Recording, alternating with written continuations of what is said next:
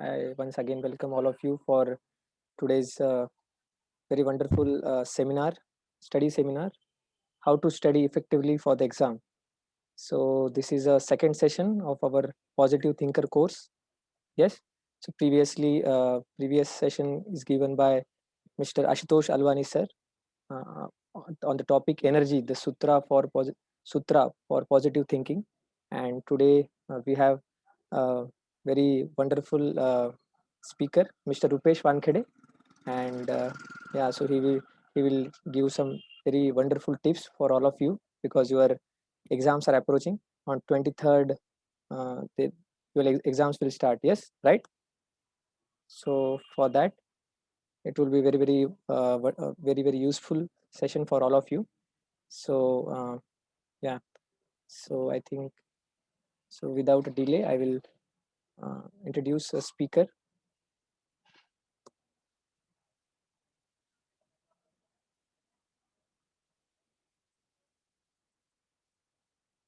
My screen is visible to all. Yes, sir. Yes.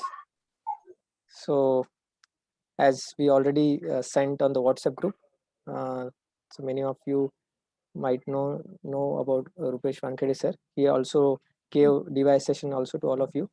So some of you might not know. So I will introduce him briefly. So Mr. Rupesh Wankhede sir, he completed his BTech in mechanical engineering from HGS College with a bronze medal. So he was from mechanical department and he's a bronze medalist. And also he got the CGPA of 9.2 pointer, right? And also in the final year he did a project and got a best project award. And also that project he applied for a patent related to solar energy. So it was a very wonderful project. So the sir was Tungikar sir, and now also I am working under him only for my final year project. Yes, and also he completed his internship in Tetra Pak India Private Limited, Pune, and he also did his completed internship in IIT Kharagpur in MATLAB in his first year and second year. And also he was a president of Voice Club in his college days. So he also guided me, and a very wonderful senior. And also he qualified the GATE in 2019. He completed his MTech in materials engineering from Defense Institute of Advanced Technology, Pune. And also he was one of very few students who got selected in TCS and R&D department. So I think there is some sound. So with the highest package from his college.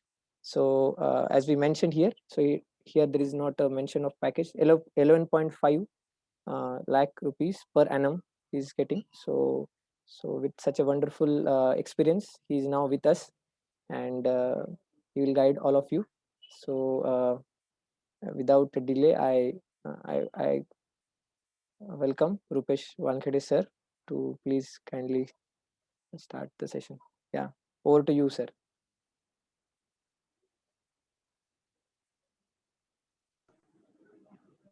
Okay, thank you very much, Vikram. Am I audible properly? Yes. Yes, sir. You are audible. Yes, sir. Okay, thank you so much. Thank you so much. So last time, first of all, I would like to welcome all of you for this session. Last time I interacted with some of you. So some of you may know me, and some of you I'm seeing for the first time. You may be seeing me for the first time. And whenever I meet SGGS students, I feel very happy because I am also from the same college. Just 1 minute. Just 1 minute.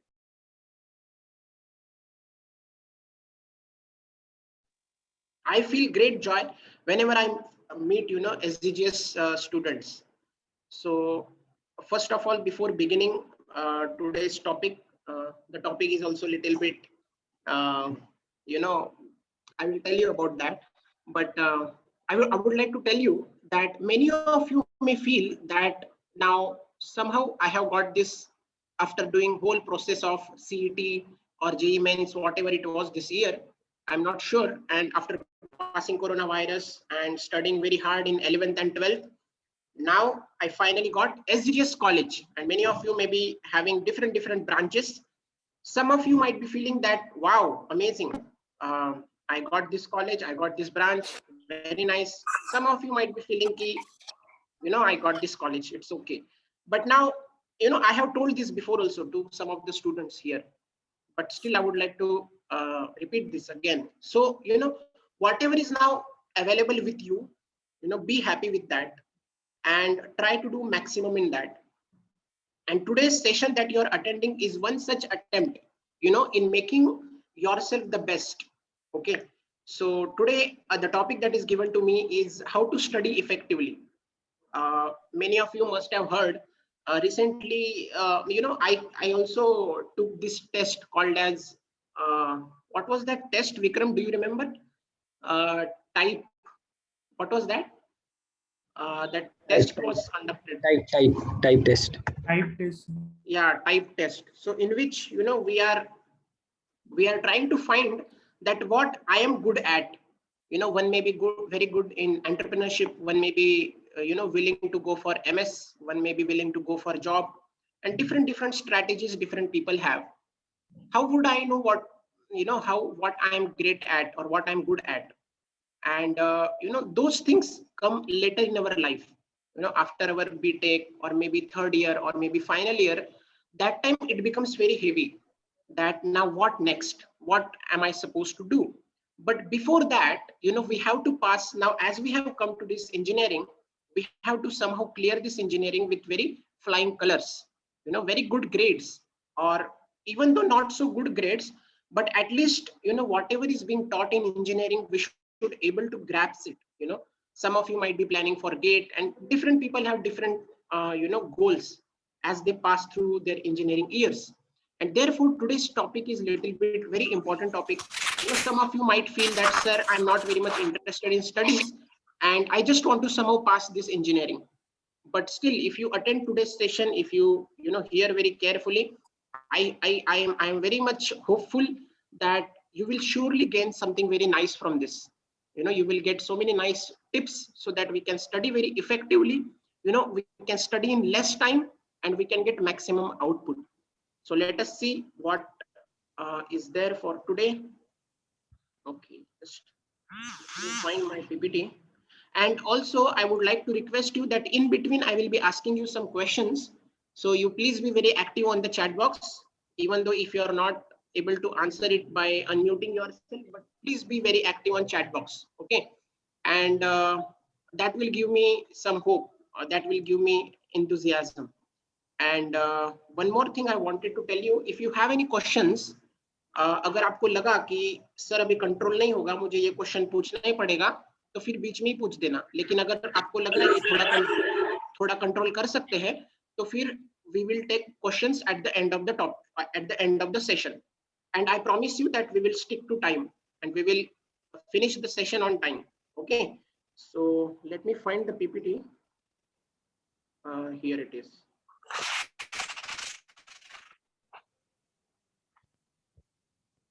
Okay. I hope you can see the PPT. Okay.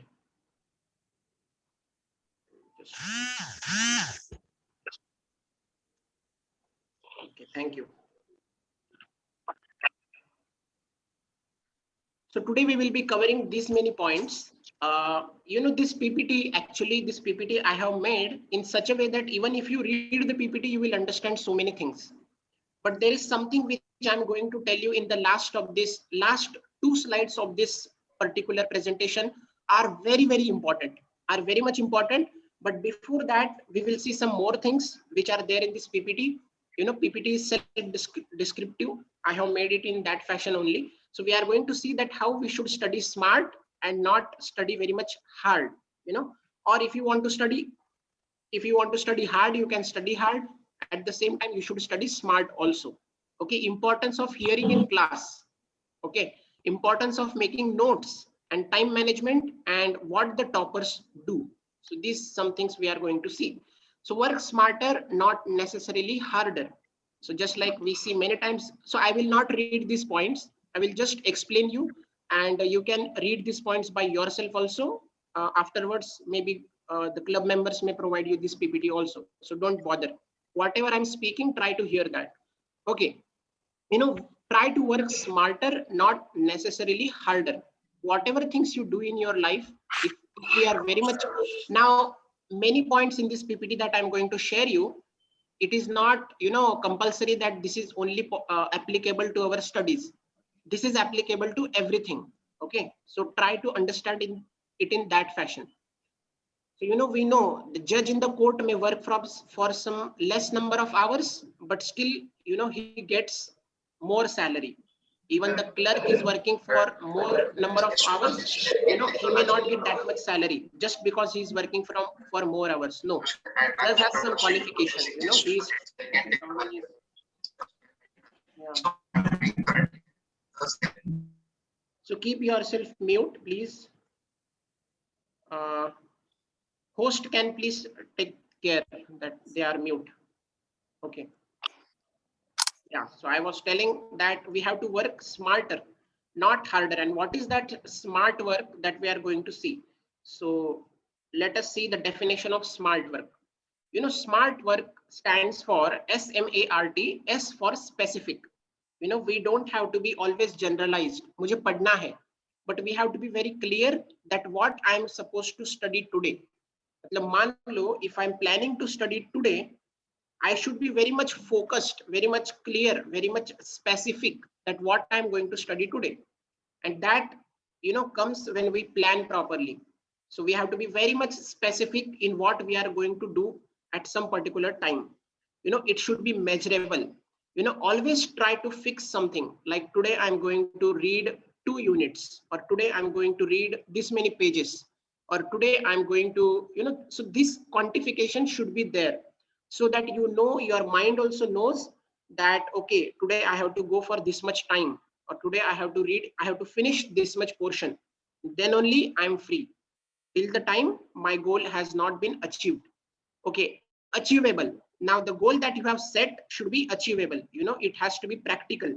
Otherwise, many people, out of their enthusiasm, now they will hear this study seminar from me, and then from tomorrow they will decide that okay, tomorrow I will finish maths, day after tomorrow I will finish physics. Like this you will get so much enthusiasm, but no, we have to make our goal very much achievable. It has to be it has to be practical so that you can achieve it. And initial phase of your life, when you are trying to implement this kind of things, that time you can keep your goals little bit practical. I mean, it should be achievable. Okay, relevant, it should be relevant to you. Otherwise, many people think that now my exams are there, but I have to prepare for that particular something else only. So that is not required. Whatever is relevant for that particular time, for that particular circumstance, you have to pick only that, nothing else. Suddenly some law is passed in government and I'm very much interested in that and I'm trying to understand that. No, this is not the right time for that. Now if exams are coming, then I have to be very much focused on that. Sir, in my type test, I have understood that I am very much fit for MS studies and therefore I am studying GRE. But no, for now, if your exams are coming, then you have to study whatever is your academic studies. Not that you are taking GRE and then you're studying, and when there will be GRE exam, I will study something else. No. So it has to be very much relevant. Okay. It should be time bound. We have to fix that in 2 hours, I have to finish 1 unit.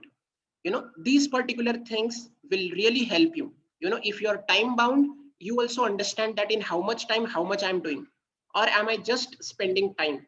So it has to be specific, it has to be measurable, it has to be achievable, it has to be relevant, and ultimately it has to be time bound. So here there is one example which we need not take. So formula for success is actually attention in class. Now, yeah, now, generally in our college, at least let us speak for SDGS currently, I have seen personally in my life that in my engineering days, I have seen that, generally exam will be based on whatever teacher has taught in the class. Nothing apart from that. Nothing apart from that. And your 50% study is done when you're very much attentive in your classes. Now also I'm giving you classes. If you take effectively notes, if you are very much attentive, many things go inside, and you need not make separate endeavor. What happens exactly is, if you are very much attentive in class, suppose I will take example of maths, and in maths class you have two options. Either you can be very much attentive, or you cannot be so much attentive. And other students may say that, sir, I don't need to be attentive because I can study myself also, because nowadays so many things are available. So many students will say that, sir, why to be attentive in class? I will do something else. I will chit chat with my friends. I will do some other things. My dear friends, if you are very much attentive in class, that time only we are having some understanding about the subject. At least वो हमारे आंखों के सामने से तो भी जाता है. Worst case, अगर समझ में भी नहीं आ रहा है, at least those words, differential equation, first order, second order, at least those things go inside our ears. And when you see them second time, then you don't feel that अरे ये बहुत नया नया लग रहा है, ये तो बहुत कुछ अलग है. Like in physics, अगर आपने इंटरफेरेंस, इंटरफेरोमीटर, वो सब चीजें पहले से सुन के रखी है, तो बाद में जब पढ़ेंगे हम तो हमको वो नया नहीं लगेगा. लेकिन अगर हमने क्लास में कुछ ध्यान नहीं दिया है और बाद में जब पढ़ने बैठेंगे तो बहुत कुछ नया नया लगेगा. फिर उसको सेकंड सिटिंग करना पड़ेगा, तीसरी बार पढ़ना पड़ेगा, 4 बार पढ़ना पड़ेगा, उसमें टाइम जाता है. और इसीलिए you have to be very much attentive in class. Now again I will come back to PPT. Attention in class is very much important. Again and again I'm telling this. I'm guaranteeing you, at least for engineering, your 50% job will be done if you are attentive in classes. Okay, so yeah. So benefits of attentive hearing in the class. What are the different benefits? Like, you create favorable impression in the heart of a teacher. ये भी एक फायदा है, क्योंकि engineering colleges में क्या है, most of the marks are in teachers hands also. If you are attentive in classes, generally in our colleges, in our college at least, attendance is there. But in other colleges, if you see, when I was in third year and final year, 10 से भी ज्यादा students नहीं रहते थे class में. Hardly 15 students, 10 students out of 70 students. But अभी तो आप लोगों का ऑनलाइन है, तो ऑनलाइन में तो you know how things go in online. But if you are very much attentive in class,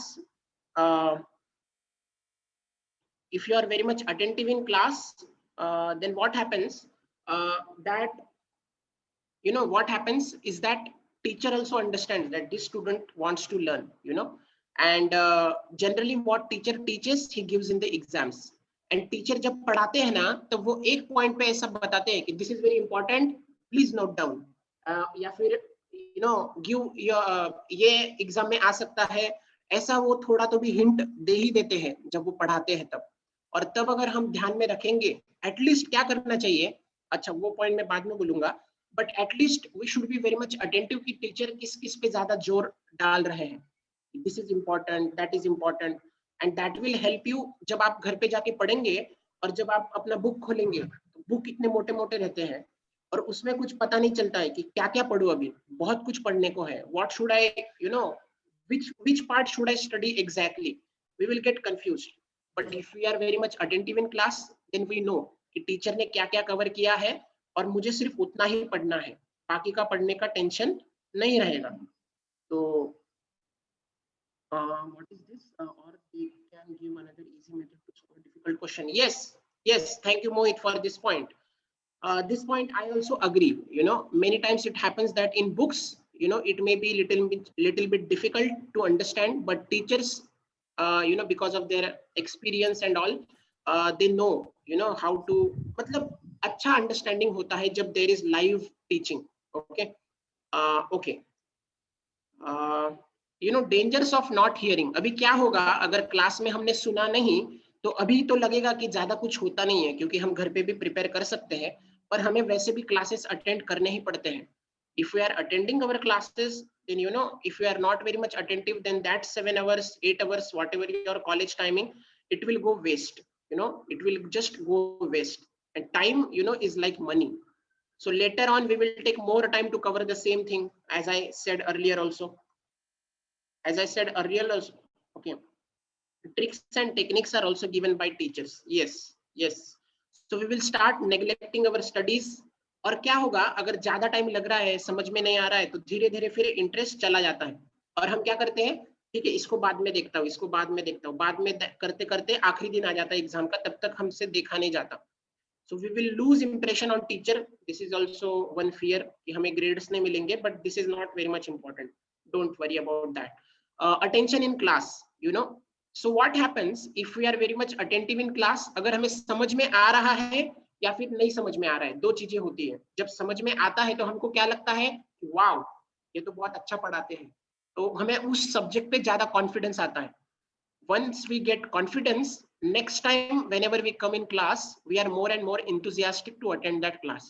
You know, कुछ क्लासेस रहते हैं जिसमें बिल्कुल नींद नहीं आएगा आपको, कुछ क्लासेस रहेंगे जिसमें बहुत नींद आएगा, कुछ क्लासेस रहेंगे जिसमें हमें कुछ समझ में नहीं आएगा, और कुछ क्लासेस रहेंगे जिसमें बहुत कुछ समझ में आएगा.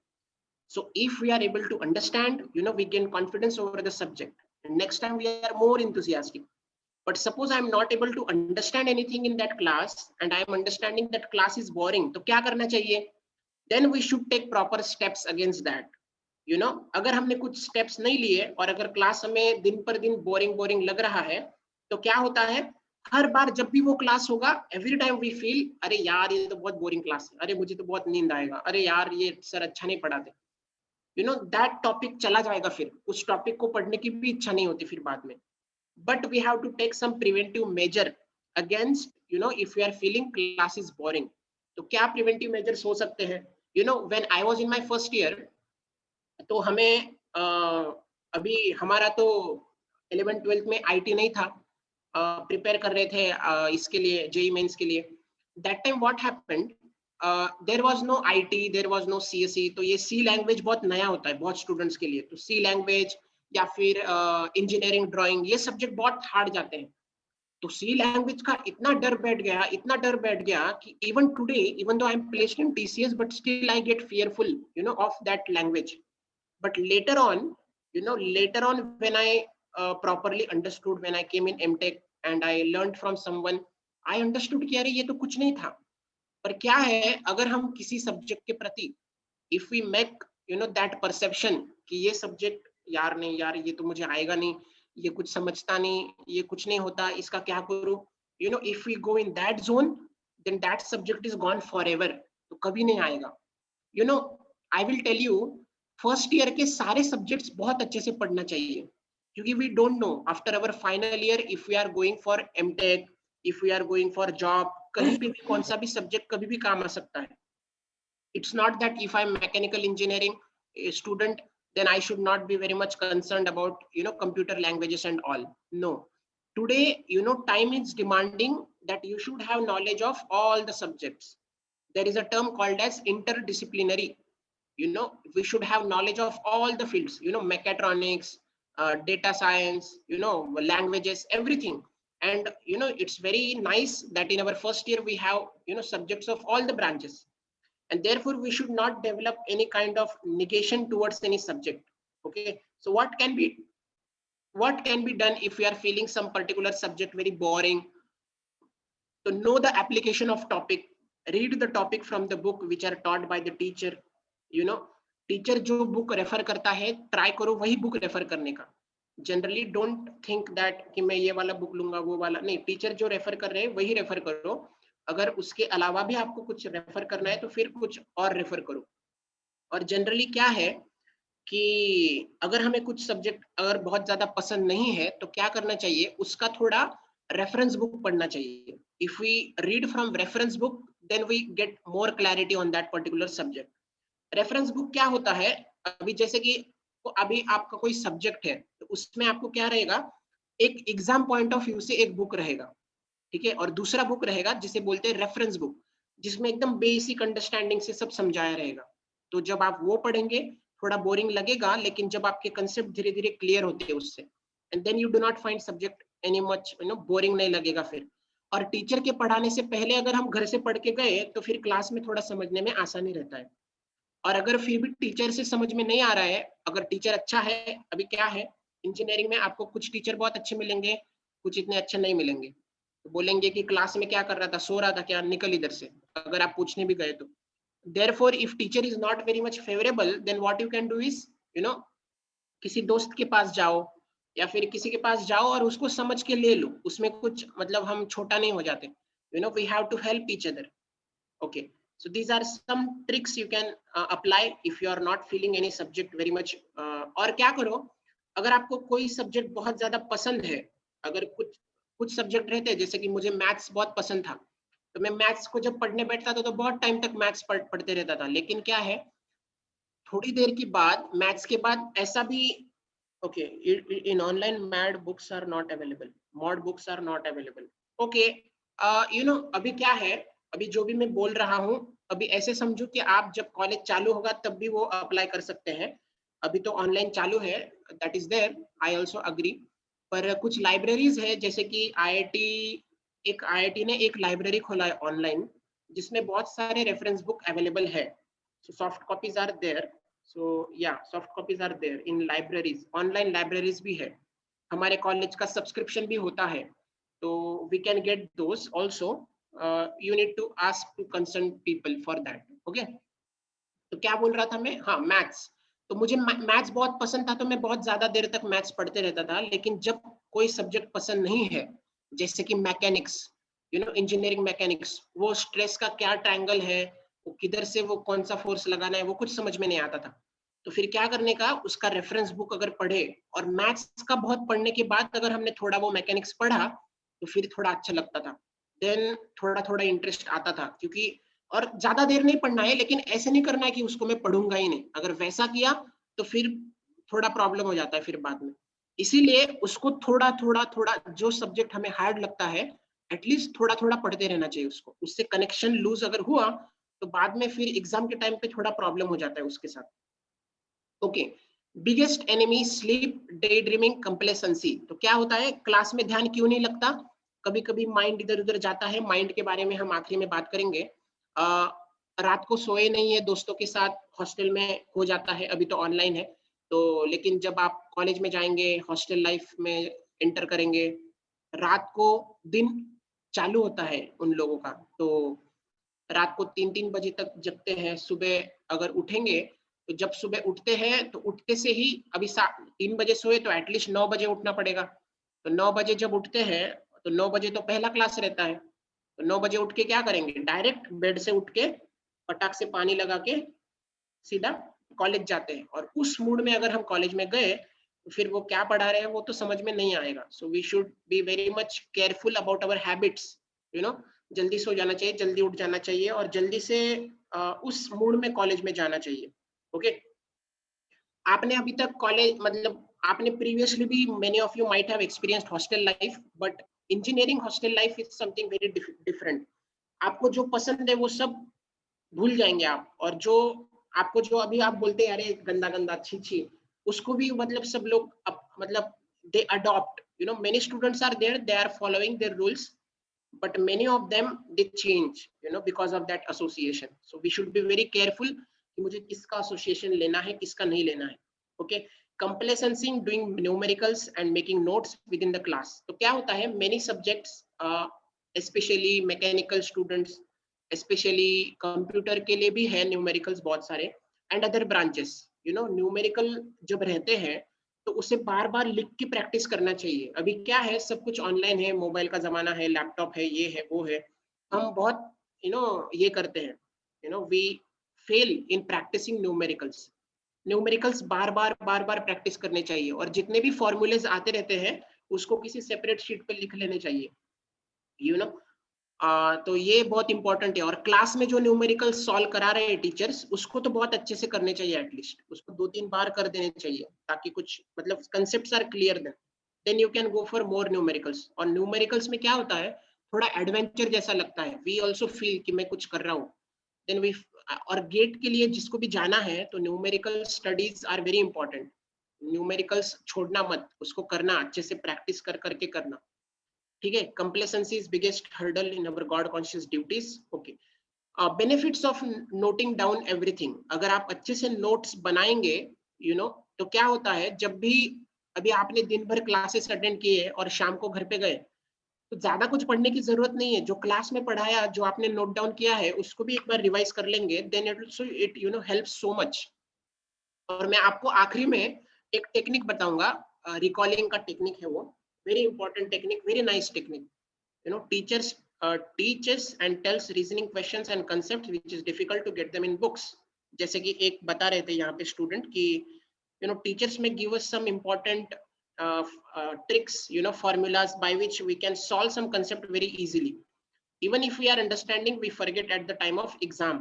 क्लास में सब समझ में आ रहा है, लेकिन अगर हमने नोटिंग नहीं किया, अच्छे से नोट्स नहीं बनाए, तो हम भूल जाते हैं फिर आखिरी में. तो नोट्स अगर रहेंगे, और क्या है, ओके वो भी लास्ट में है, एक कंसोलिडेशन करके एक टर्म है, बहुत इंपॉर्टेंट टर्म है with regards to notes. If we have miss something we can note down from toppers और डिस्कस विद देम. तो टॉपर्स के साथ दोस्ती बना लो, भले वो आपको पसंद आए ना आए, उनके साथ दोस्ती बना लो. अच्छे से दोस्ती बना के रखो सारे टॉपर्स के साथ. जब भी अगर आपने मिस किया, आप you were not feeling well, कभी भी तो उनसे नोट्स ले सकते हैं आप. So this is very important. Notes making is very important. What the toppers do in the class, toppers क्या करते हैं? They make their concepts at class, practice the same day and memorize before exams. तो हमारा क्या होता है, हम before exams हम प्रैक्टिस करते हैं, लेकिन बिफोर एग्जाम्स टाइम नहीं रहता है प्रैक्टिस करने को. कल एग्जाम है और आज मैंने प्रैक्टिस को लिया है, तो वो वैसा नहीं चलता है. हमको क्या करना है, जिस दिन क्लास में पढ़ाया ट्राई करो 1-2 दिन में एटलीस्ट उसको रिवाइज कर लो, और वीकेंड्स में जो भी पूरे वीक में पढ़ा है हमने, एटलीस्ट वीकेंड्स में उसको कर देना चाहिए. अभी आपको लग रहा होगा कि सर दिन भर कॉलेज रहता है, शाम को कुछ पढ़ने का मन नहीं करता, थोड़ा खेलना रहता है, ये करना रहता है, वो करना रहता है, ठीक है. Even though if you are not able to do it in the evening, weekends में सैटरडे संडे छुट्टी रहता है हमारे कॉलेज को, at least that time you can just, ज्यादा भी नहीं पढ़ना है यार, जस्ट 2-3 घंटा भी आपने पढ़ा अच्छे से प्रॉपरली. और क्या है, सबका सबका जो अंडरस्टैंडिंग पावर है ना, थोड़ा अलग अलग रहता है. कुछ लोगों को 1-2 घंटे में बैठ के ही सब कुछ उनका जल्दी जल्दी हो जाता है, कुछ लोगों को ज्यादा पेन चलाने की जरूरत नहीं पड़ती, कुछ लोगों को सब कुछ लिख लिख के पढ़ना पड़ता है, कुछ लोगों को एक कंसेप्ट पढ़ने के लिए 4 घंटे लगेंगे, कुछ लोगों को 1 ही घंटा लगेगा, कुछ लोगों को पढ़ने की भी जरूरत नहीं है, वो डायरेक्ट कर सकते हैं. हमें भी समझना चाहिए कि मेरा वाला क्या स्टेटस है, मैं कौन से स्टेटस में आता हूँ. अगर मुझे ज्यादा टाइम लग रहा है तो मुझे ज्यादा पढ़ाई करनी पड़ेगी. और एग्जाम के टाइम पे क्या होगा, अरे इसने भी तो कहाँ पे पढ़ाई की है, इसने नहीं किया, इसने नहीं किया, तो मैं क्यों करूँ. लेकिन बाद में पता चलता है, अरे इसने तो पढ़ा नहीं था, फिर भी इसको ज्यादा मार्क्स आ गए और मेरे को नहीं आए, मैं तो फंस गया, इसने मेरे साथ कुछ चीटिंग किया है. नहीं, उसका जो अंडरस्टैंडिंग पावर था, उसका इफिशियंसी था, वो तुमसे थोड़ा ज्यादा है, and there is no problem in that. वो इस चीज में थोड़ा अच्छा है तो हम किसी और चीज में अच्छे हैं. Everyone is having that good part. हर कोई हर चीज में आगे नहीं रह सकता. तो हमें वो समझ के, हमारा लेवल समझ के, अगर हमें ज्यादा टाइम लग रहा है तो every day we can study, consistent study होता है, and then on weekends we can also revise. So we will also get our results accordingly. Okay. Yeah. Never miss classes. Note down everything what the teacher is teaching. Hear very attentively. Try to understand concepts. Don't procrastinate the things. ये procrastination पे थोड़ा बात करना पड़ेगा. What is procrastination? किसी को पता है क्या? कोई बता सकता है what is procrastination? चीजों को टालने की आदत. हाँ, very good. किसने बोला? मैं सर, रोहित कुमार. किसने किसने? रोहित कुमार. Rohit, thank you Rohit. तो प्रोक्रेस्टिनेशन मतलब, ठीक है, ये करना था आज, पर आज नहीं हो पाएगा, let us do it tomorrow.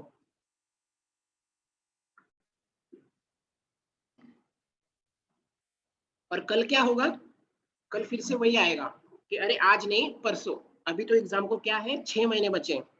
अरे अभी तो सेमेस्टर स्टार्ट हुआ है यार, इतना टेंशन मत लो, लोड मत लो, आराम से करो.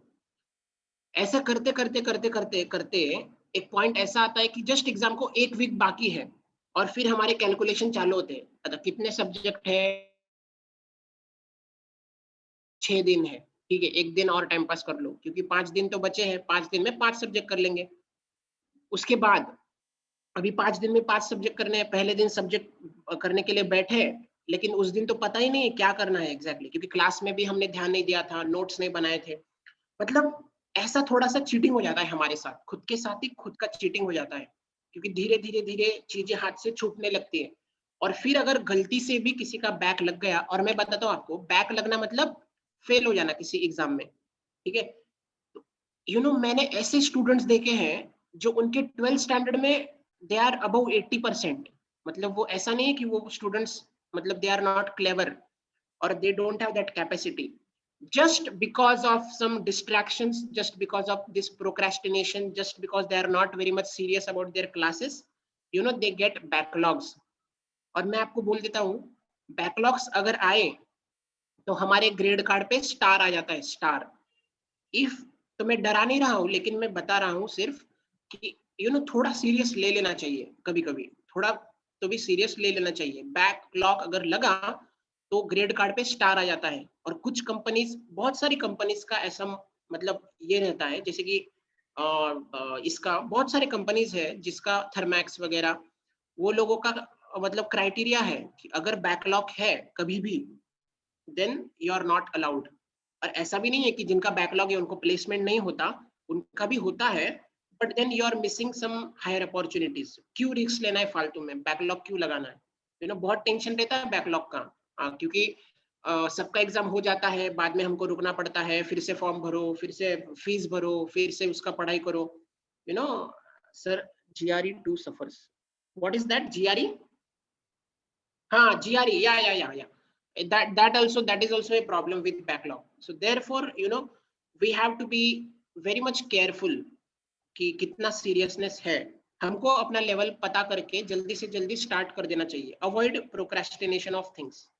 ओके, ज्यादा टाइम चला गया इस स्लाइड में, कितना टाइम बचा है? ओके, टाइम है। So don't procrastinate the things.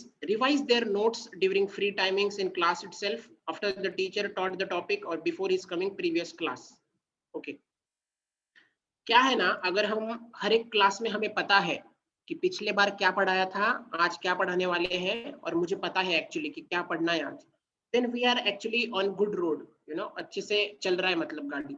लेकिन हर बार ऐसा हो रहा है कि ये क्या पढ़ा रहा है, फिर से पिछले बार क्या पढ़ाया था, हर बार ऐसा हो रहा है, तो फिर देयर इज सम प्रॉब्लम। इसीलिए अगर नोट्स निकाल के रखे हैं आपने अच्छे से, तो फिर प्रॉब्लम नहीं आएगा आपको। जल्दी से फटके से एक नोट्स में नजर डाल के बनाए हुए नोट्स रहते हैं ना, तो एक अभी ये जो पीपीटी है, मैंने if we design something by our own, अगर हम खुद के नोट्स बनाएंगे तो हमें भी अच्छा लगता है थोड़ा, और जब पढ़ते हैं तो बहुत रिलेवेंट लगता है। अगर दोस्त के नोट्स लेंगे, उसका हैंडराइटिंग एक तो अलग, उसका लिखने का स्टाइल अलग, उसने कुछ तो मतलब so many differences are there. और नोट्स कैसे निकालने चाहिए, अब देखो कुछ टेक्निक्स है जो आपको याद रखने पड़ेंगे। अभी आगे जाके क्या है, बहुत सारे सब्जेक्ट आएंगे, कुछ सब्जेक्ट बहुत थियोरेटिकल रहेंगे, जिसमें याद रखना बहुत टेंशन का प्रॉब्लम रहेगा, टेंशन रहेगा। तो क्या करना चाहिए, थियोरेटिकल सब्जेक्ट अगर बहुत ज्यादा है तो उसमें कुछ टेक्निक्स आप अप्लाई कर सकते हैं। जैसे कि अभी देखो, एक बड़ा पैराग्राफ है या फिर एक चैप्टर है जिसमें पूरा थियोरी ही थियोरी है, पूरा थियोरी है, उसमें क्या करना चाहिए, हम उसके कीवर्ड्स निकालना चाहिए। उसके कीवर्ड्स, अगर कोई बहुत बड़ा टॉपिक है, उसके क्या निकालो, कीवर्ड्स निकालो, इंपॉर्टेंट वर्ड्स। जैसे कि अभी अगर आप ये सब्जेक्ट पढ़ रहे हैं, अभी आप फर्स्ट ईयर में क्या, कौन सा थियोरेटिकल सब्जेक्ट कौन सा है आपको, जैसे कि केमिस्ट्री पकड़ लीजिए, एक प्रकार से वो थियोरेटिकल ही है। तो उसमें अगर आपने किसी चैप्टर को अगर कंसीडर किया, उसके सारे जो कीवर्ड्स है, इंपॉर्टेंट वर्ड्स, उसको निकाल के रखो, उन सबके फर्स्ट वर्ड्स निकाल के रखो, मतलब उसका एक शॉर्ट फॉर्म बना दो, और एक पूरा फ्लो आना चाहिए, मतलब एक स्टोरी की जैसे उसको याद कर सकते हैं। जैसे कि मैं ऐसा करता था कि अगर मुझे कोई चैप्टर याद करना है, पूरा चैप्टर आप याद कर सकते हैं एकदम आसानी से। कैसे, ध्यान से सुनना। अभी चैप्टर स्टार्ट होता है, एक पॉइंट आता है बड़ा वाला, उसके नीचे कुछ सब पॉइंट्स आते हैं, फिर सेकंड बड़ा वाला टॉपिक आता है, उसके कुछ सब पॉइंट्स है। तो उनको सबको हमें याद रखना है। और वो कैसे याद रख सकते हैं, कुछ शॉर्ट फॉर्म बना लो, जैसे कि वो बनाते हैं ना पीरियोडिक टेबल में, आप सबको पता होंगे, आपने भी 11-12 में किया होगा, वो आपने ऑलरेडी किया होगा, लेकिन ये और डिटेल में कर सकते हैं। जैसे कि आपने पूरे सबके शॉर्ट फॉर्म्स बना लिए, एब्रिविएशन बना लिया, उसको याद रख लिया, एक स्टोरी बना ली माइंड में, वो स्टोरी याद करो और उसी स्टोरी के साथ चलते रहो। It will be easier to recall the things, इससे आपको ज्यादा फिर लोड नहीं आएगा। और अगर हमने अगर ये क्या है, अगर समझ के करेंगे, अगर आपको मीनिंग समझ में आ रहा है अच्छे से, फिर तो फिर टेंशन ही नहीं। अगर मीनिंग भी समझ में आ रहा है तो फिर और ज्यादा इफेक्टिव होता है वो, ठीक है। लेकिन बहुत बार प्रैक्टिकली अगर देखा जाए, बहुत बार ऐसा होता है, कुछ सब्जेक्ट्स हमको बिल्कुल समझ में नहीं आते, पर उसको छोड़ा भी नहीं जा सकता, उसको करना तो पड़ेगा, बिकॉज यही हमारा सिस्टम है। अगर उसको करना है और हम उसको छोड़ भी नहीं सकते, तो कुछ भी हो जाए उसको करना ही करना है। ऐसे नहीं कि मैंने उसको छोड़ दिया, हो जाएगा कैसे तो भी नहीं, उसको कुछ तो याद करके, कुछ तो जगलरी बना के, कुछ तो करके उसको ट्राई करो कि उसको भी आप अच्छे से निकाल सके।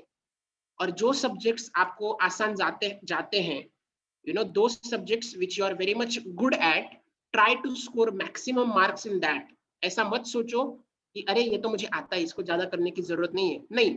अगर वो आता है उसको बहुत अच्छे से प्रिपेयर करो, उसमें आपका पॉइंटर फटाक से बढ़ जाएगा। अगर एक भी A+ आया, it multiplies by 10, it will increase your pointer level.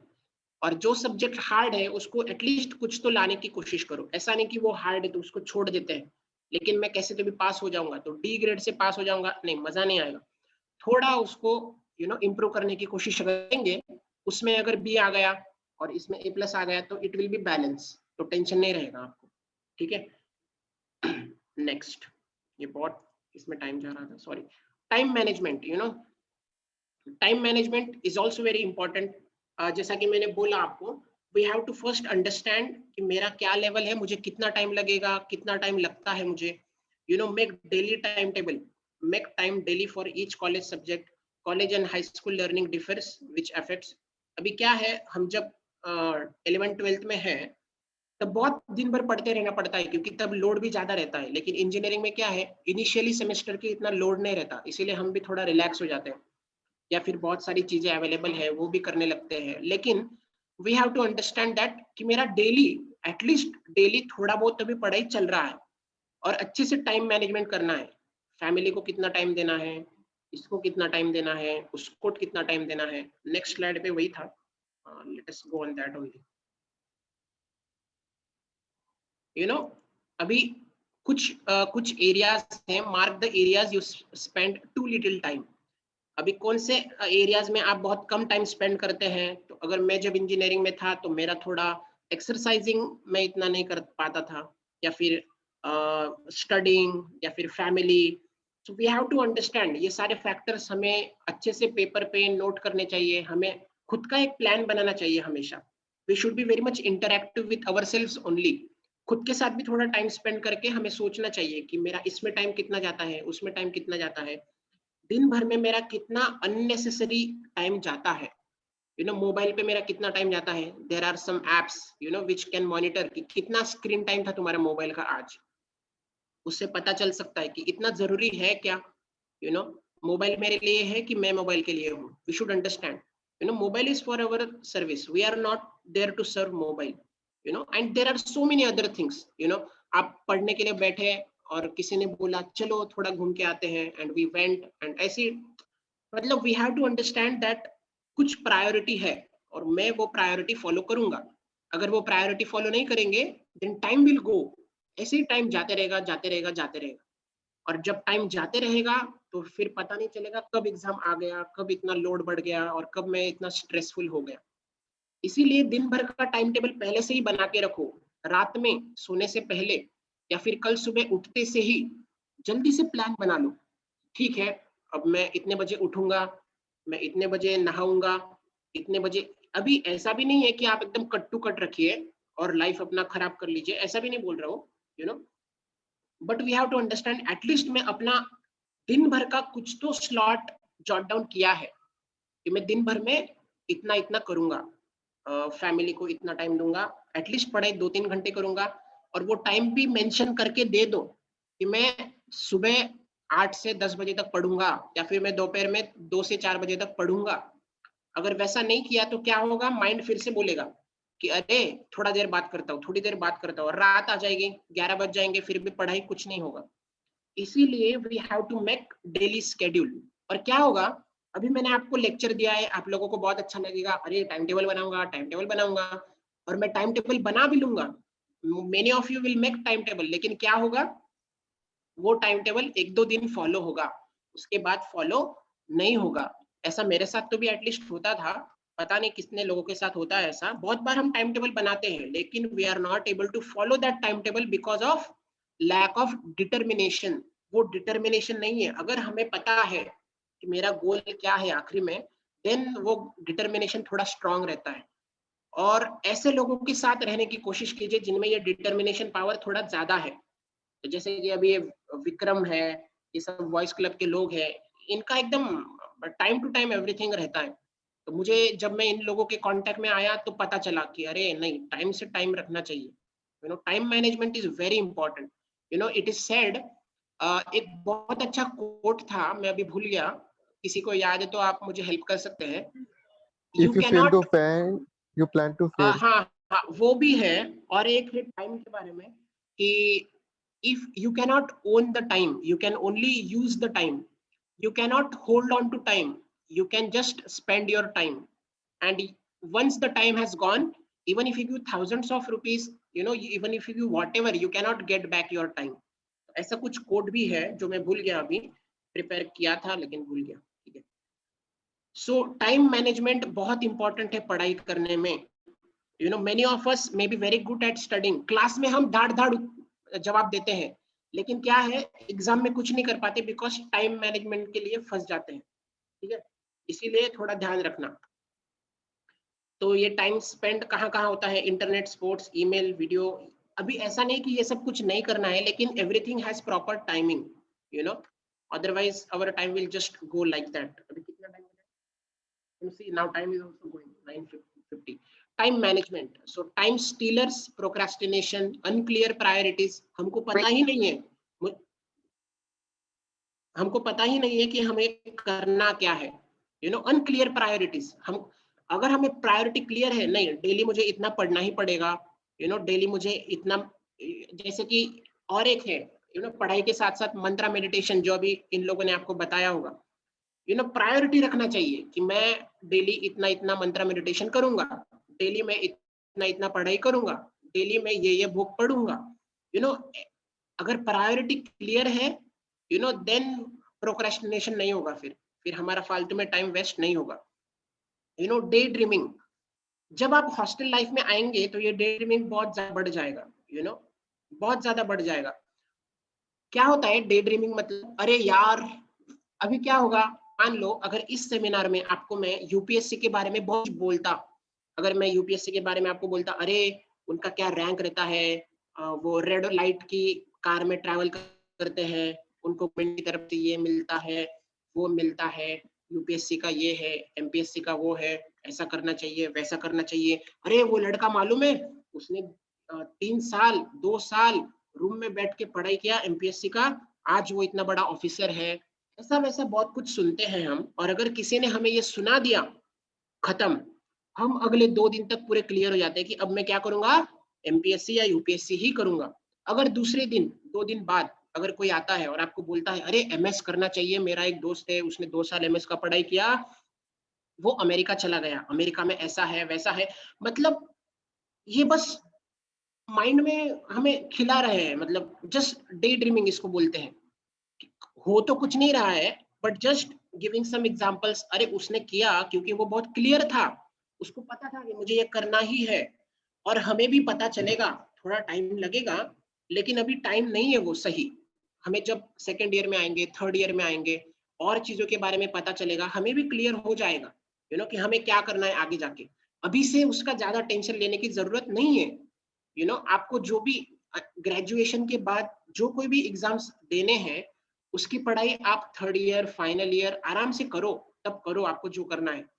अभी से उसका फालतू डे ड्रीमिंग मत करो, अभी सबको इक्वल में रखो, यू नो। और अगर आप ऑलरेडी क्लियर है कि मुझे यही करना है, इट इज वेरी गुड, तो करो, आप वो करो, अच्छे से करो। पर ऐसा नहीं कि सब मिक्स कर रहे हैं, सिर्फ सोच रहे हैं ये करेंगे, वो करेंगे, ऐसा करेंगे, वैसा करेंगे, उसमें सिर्फ टाइम वेस्ट होता है और कुछ नहीं होता। अगर करना है तो बहुत सीरियसली करो, एक बार पता चल गया यही करना है तो बस यही करना है, अब कुछ चेंज नहीं करना है कि नहीं। और 100 लोग आएंगे और 100 चीजें बताएंगे और हम 100 बार अपना डिसीजन बदल लेंगे, यू नो। इसीलिए पहले सबके बारे में पता कर लो, सबके बारे में पता कर लो, इसमें ये है, उसमें वो है, इसमें ये है, मेरे लिए क्या सूट कर रहा है, अरे यार समझ में नहीं आ रहा है, ठीक है, थोड़ा टाइम दो खुद को और पता चलेगा बाद में, ठीक है। ओके, ये थोड़ा अलग डिविएशन हो गया था, sorry. Day dreaming, frustration, anxiety, बहुत टेंशन लेते रहते हैं कुछ लोग। अभी कुछ लोग क्या है, बहुत ज्यादा रिलैक्स हो जाएंगे, कुछ लोग बहुत ज्यादा टेंशन ले लेंगे। उसको बोलते हैं एकदम हाइपर एक्टिव जोन, और एक बोलते हैं बहुत रिलैक्स्ड जोन। मतलब एक आदमी, एक बंदा आपको वैसा मिलेगा कि वो सोचेगा अरे एग्जाम है ना, ठीक है कर लेंगे, ठीक है कर लेंगे, कर लेंगे, कर लेंगे, कर लेंगे, कर लेंगे, एग्जाम तक ऐसे ही चलता रहता है। और एक बंदा है पहले दिन से, अरे क्या होगा, अरे इंजीनियरिंग होगा कि नहीं, अरे मुझे प्लेसमेंट मिलेगा कि नहीं, अरे पहले फर्स्ट ईयर है यार, आराम से करो, मिल जाएगा, सब कुछ मिल जाएगा। तो ज्यादा, बहुत ज्यादा टेंशन लेने की भी बात नहीं है और ज्यादा रिलैक्स रहने की बात भी नहीं है। अगर हम रिलैक्स्ड अलर्ट जोन में रहेंगे, कौन सा जोन, नॉट ओनली रिलैक्स और not only active, relax alert zone, alert भी है लेकिन रिलैक्स भी है, अगर वैसे जोन में रहेंगे then study will be very much effective, तब फिर थोड़ा सा ठीक है। हाँ, ये थोड़ा काम बंदा है, पीसफुल आदमी है ये थोड़ा, है कि नहीं।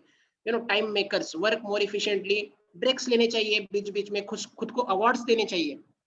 अगर मैंने आज 1 यूनिट खत्म कर दिया तो मैं, मतलब कुछ तो रखना चाहिए अचीवमेंट, ऐसा।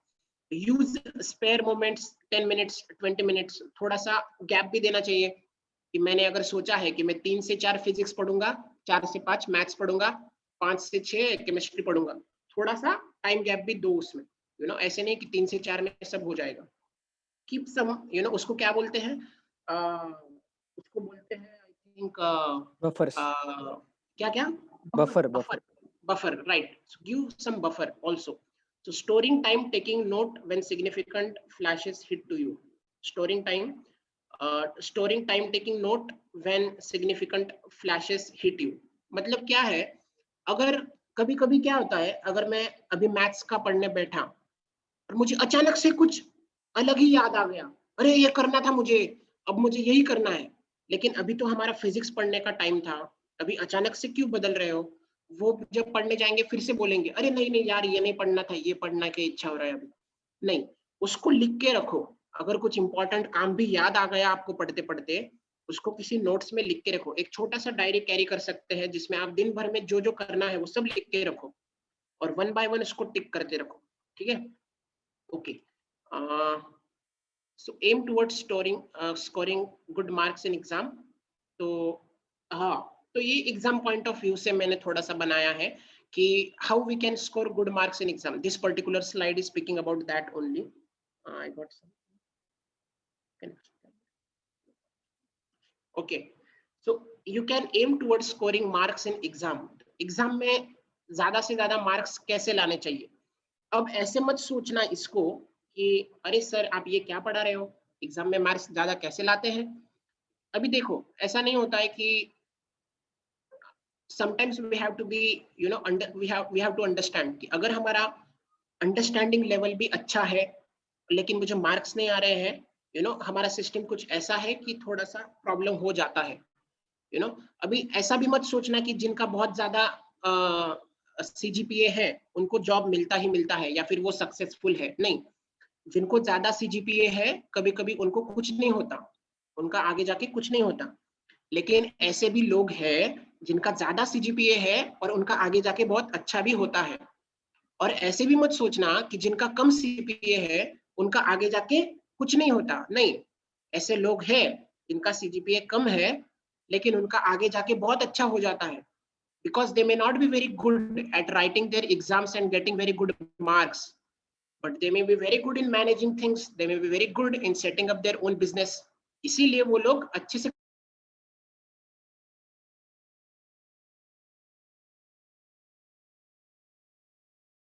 अगर आप कंफ्यूज हो गए हैं, इसका कंक्लूजन ये है कि जितना हमसे हो सके ज्यादा से ज्यादा आप सीजीपीए लाने की कोशिश करो, जितना आएगा उतना, उसमें कुछ प्रॉब्लम नहीं है। अगर अच्छा आ गया, 9 के आगे आ रहा है, 8.5 आ रहा है, 8 आ रहा है, अच्छा ही है, उसमें कुछ प्रॉब्लम नहीं है।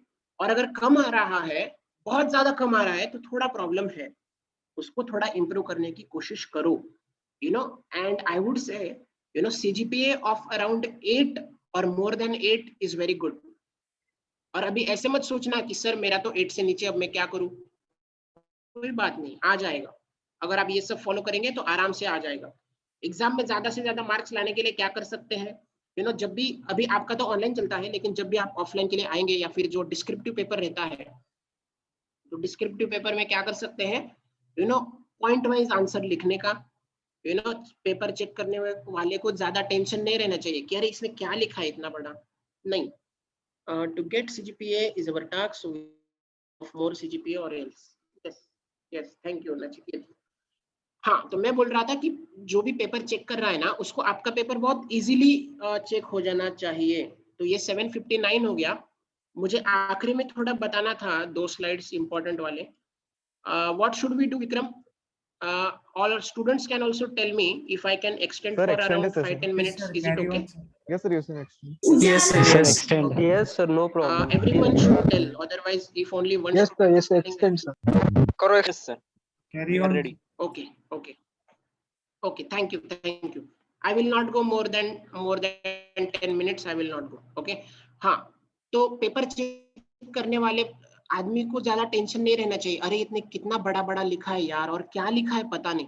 इसीलिए पॉइंट वाइज लिखो, जो इंपॉर्टेंट वर्ड है उसमें कीवर्ड जो है उसको अंडरलाइन करो, पेंसिल से या फिर पेन से अंडरलाइन करो। और इतना भी अंडरलाइन मत करते बैठना कि पूरा क्वेश्चन छूट गए नीचे, इतना भी नहीं करना है, ठीक है।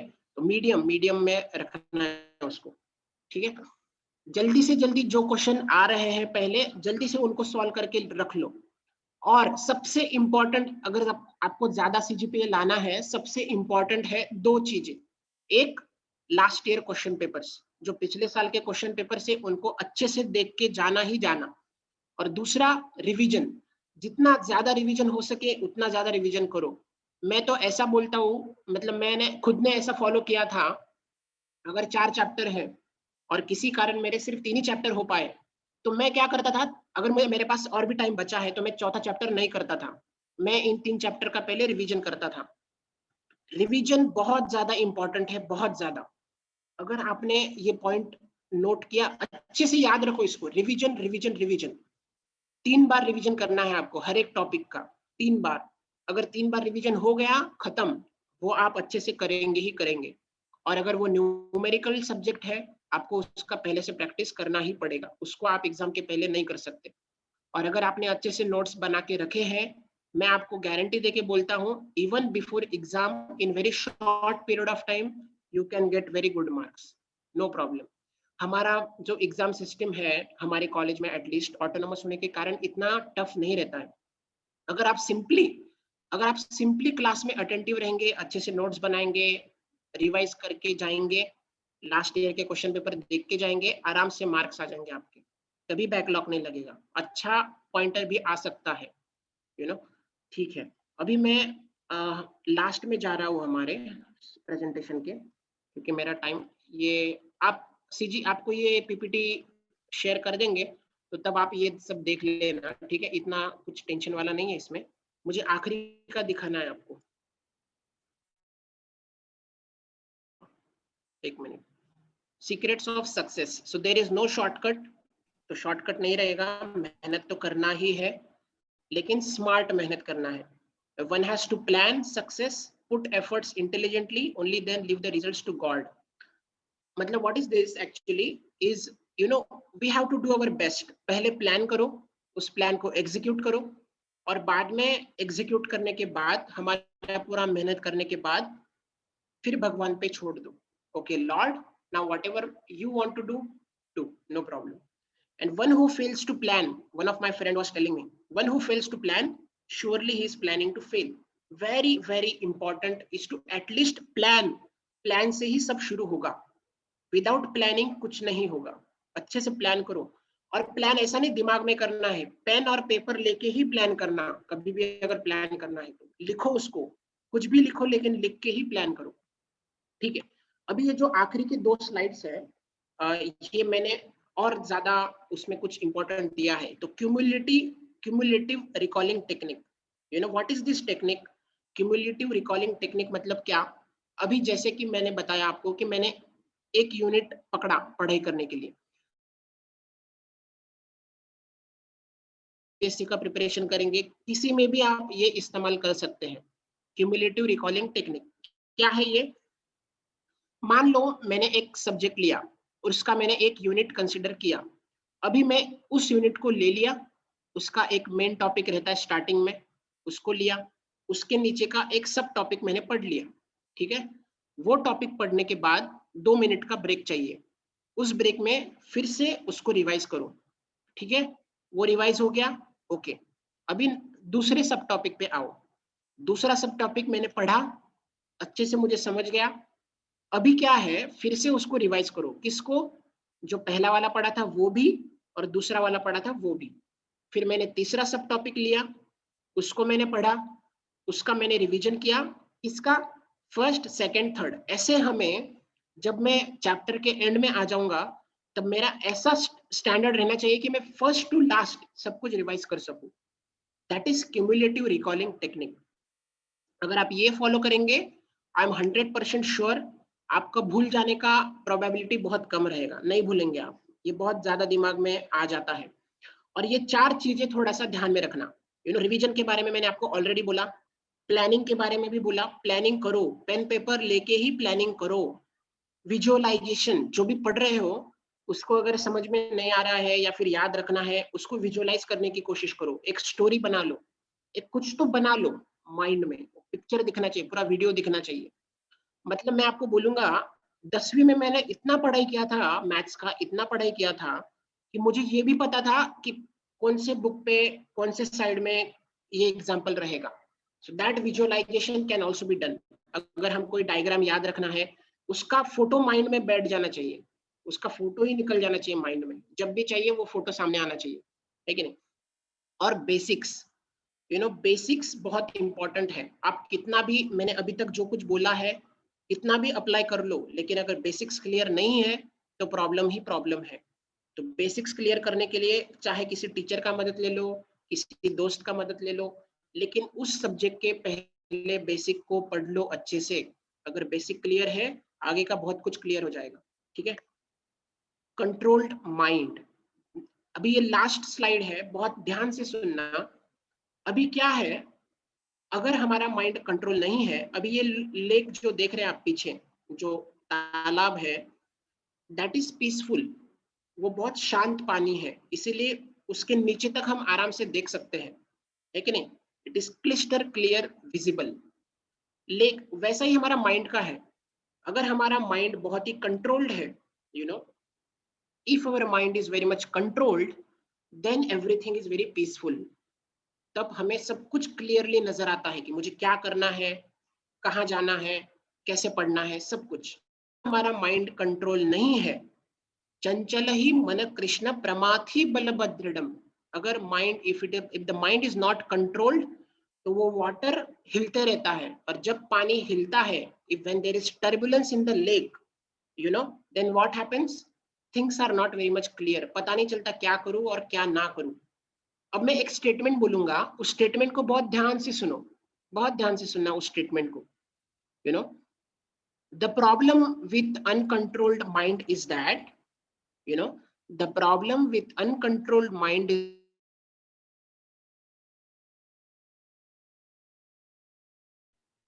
but are good for us। Repeat कर रहा हूं और ध्यान से सुनना, और अगर कोई इस लाइन को रिपीट करके दिखाएगा, देन आई अंडरस्टैंड कि उसको समझ में आ गया। ये लाइन रिपीट करना है आपको, सो ध्यान से सुनो। The problem is with uncontrolled mind, the problem is it is very difficult to say yes to the things which we don't like but they are good for us, and to say no to the things which we like but they are not good for us। किसी को समझ में आया? कोई भी एक repeat करके दिखाइए, अगर ये स्टेटमेंट समझ में आ गया तो जल्दी से, टाइम कम बचा है। Things कौन which रिपीट we do करेगा? not, which अनम्यूट करके things which जल्दी are से useful for us, we don't like. एक बार फिर से। Things which we like, we don't accept. Hello? Things we like, फिर से बोलो, आवाज नहीं आ रहा था आपका। things which are good we don't like and don't accept it, and things which are not good for us we will like it and we will. Okay, I will. Yes, you're almost correct. But still, once again, I will tell you, it is very difficult to say yes to the things which we do not, which we do not like, but they are very good for us. And it is very difficult to say no to the things which we like, but they are not. So I think this is very much clear. I hope it is clear. मतलब basically क्या है, हमें उन चीजों को accept करने में बहुत प्रॉब्लम जाता है जो हमें बहुत अच्छी नहीं लगती, पर वो हमारे लिए अच्छी है बहुत। और उन चीजों को हमें ना, हमें बहुत अच्छे लगते हैं लेकिन वो हमारे लिए अच्छे नहीं है। When our mind is very much controlled, तो हम सही चीजें ले सकते हैं, बुरी चीजें छोड़ सकते हैं। जब आप आगे जाके हॉस्टल में जाएंगे, आगे आपका इंजीनियरिंग बढ़ते रहेगा, बहुत सारी चीजें आएंगी रास्ते में जो कि अच्छी नहीं है। Like many of the students, they go for alcoholic, cigarette, pornography, ये वो बहुत सारी चीजें आते रहेंगी। आपका दोस्त, आपके जो साथ में पढ़ रहे हैं, वो सब लोग आपको ये सब चीजें बताएंगे। But you have to keep your mind very much controlled, and you have to keep your mind very much focused कि मुझे ये नहीं करना है, मुझे क्या करना है मुझे पता है।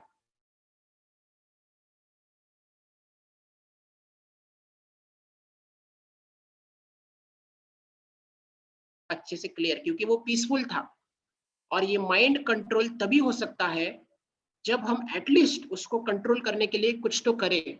और उसको कंट्रोल करने के लिए क्या करना पड़ेगा, उसके लिए हमारे पास भी एक टेक्निक है। तो हमने वॉइस में बताया था आपको, हम दो चीजों के बारे में ज्यादा बात करते हैं, character as well as competence and culture also. But for now, character and culture, character and competence. तो कॉम्पिटेंस तो अभी तक हमने डिस्कस किया बहुत अच्छे से, कैसे पढ़ना है एकदम प्रॉपर प्लानिंग करके।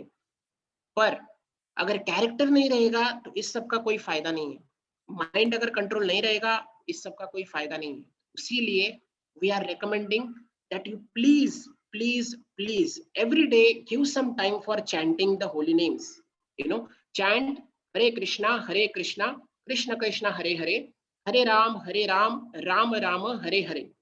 एवरी डे अगर आप at least, if you give some time for chanting, just start करो। थोड़ा टाइम उसमें जाएगा, पर let it go, don't worry. From last 5 to 6 years, I am personally chanting every day without fail. Every day I am chanting. और मेरे दोस्त मुझे बोलते थे, अरे ये चैंटिंग क्यों करता है तू, इसमें तेरा टाइम जाता है, पढ़ने का टाइम जाता है। और मुझे भी ऐसा लगने लगा था बीच बीच में, अरे मेरा चैंटिंग का टाइम जा रहा है, मैं तो पढ़ सकता हूँ, पर बाकी फालतू चीजें में कितना टाइम जाता है, तब तो कोई कुछ नहीं बोलता। Let us, forget everything and give some time so that our mind is controlled by chanting the holy names of Lord. And then we study very nicely, very effectively, in a focused manner. And then, we pass this test of life with flying colors. With that, I end my session. And now, what to do, Vikram will tell us. Okay. Thank you, Vikram. And thank you, all the students Sir, I for have one joining. question. Okay. Yes, Vikram, should we take the question? Yeah, so we can have one question. Yeah. Okay, one question. Tell me, Okay, then, who is asking? sir, me, Rohit Kumar. Rohit Kumar. Yes, Rohit. Tell me. Sir, the problem which I face with the time management or making a plan is that, for example, if I decide to complete the moment of inertia topic, am I audible to you? Yes, yes. Tell me. Okay, if we decide to complete moment of inertia topic in 2 hours, then there may be a thing that that topic may be too easy that it will complete in 1 hour, or it may be very complicated that it may be complete in 5 hours. Then how to allot the proper time for that? Yes, yes. Very good. Thank you. Thank you for that. So therefore, we were talking about the buffers. Sometimes it may happen that some particular topic. See, now, whenever you are studying, you may not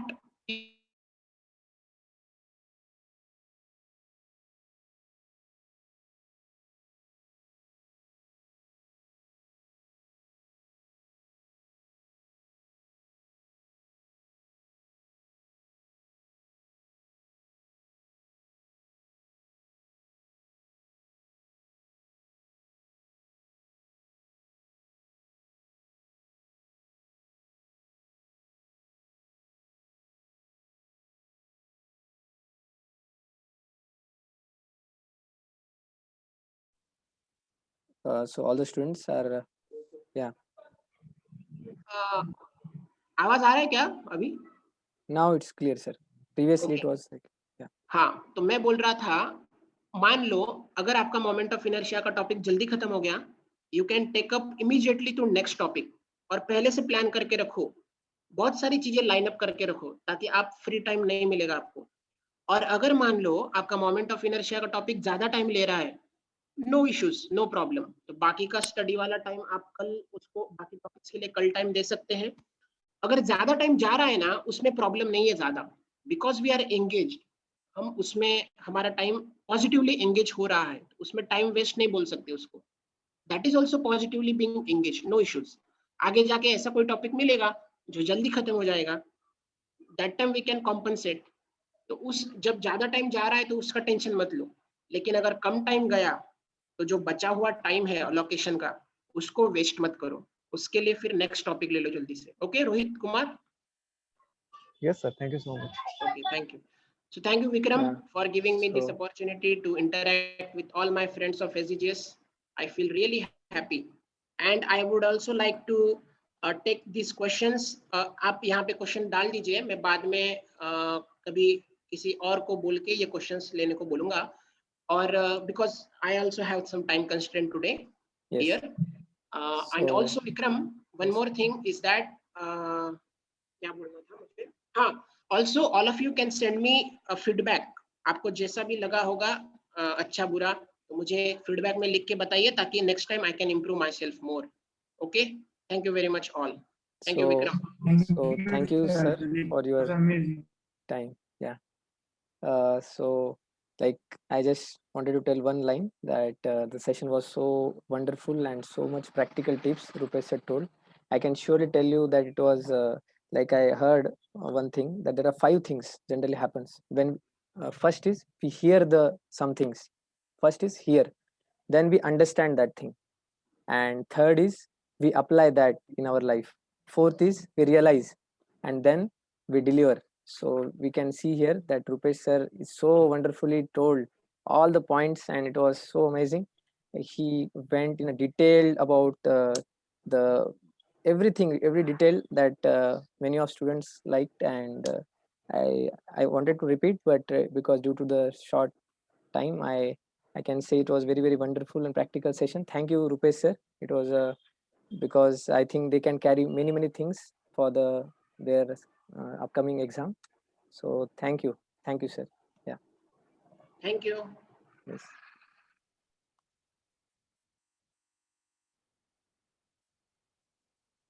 So I am sending the feedback form here and also on the group, so you can kindly fill that. And if you have any questions, then you can send to me or personally, and I will try to send to the sir, and he will give answer. Yeah. So just a minute. Yeah, the PPT also I will share in the group, that positive thinker group. So just a minute.